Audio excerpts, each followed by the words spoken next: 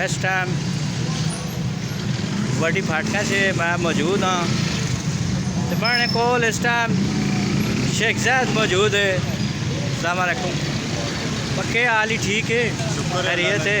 क्या पे होना है आजकल? हजूर सल्लल्लाहु अलैहि वसल्लम का ख्याल हो माशाल्लाह। ये जनाब वड्डी फाटका से रजाकाराना तौर से इतने रश शश बहुत नहीं ना, ये थोड़ी जी ट्रैफिक का कंट्रोल करने ते ये काफ़ी अरसे तो इतने काम करने रहे क्योंकि हर टाइम इतने नफरी मौजूद नहीं होनी। अच्छा हुआ बेच ही बढ़ना पाना।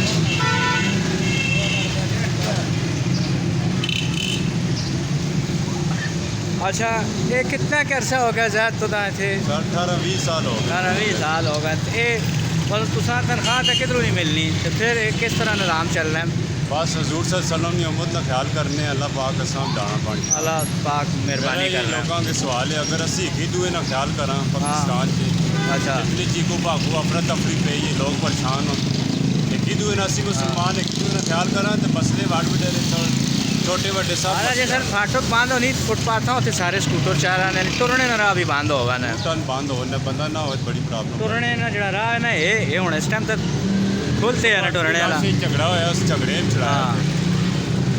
तो ये भी आवाम जरा कि दसो ना कि जिस टाइम फाटक बंद होनी तो मोटरसाइकिल वाले जड़े ना अपने मोटरसाइकिल रोड उत्ते रखा करो, फुटपाथ ना चढ़ा करो, टुरने वाले भी राह बंद होना। रिक्शा चलाने मेरी इजाज़त है कि जिथे भी खिलारो साइड से यू टर्न वाला रास्ता हो उस ना खलो ताकि वो अगला यू टर्न उतराया वो हर वेले बंद होने थे, रेहड़ियाँ ही चलती रहनियाँ।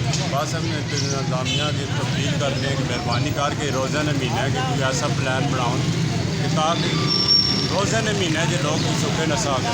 हाँ जी मत किसी दुआ ला के पाकिस्तान रोशन हो। ठीक होगा जी, बड़ी मेहरबानी।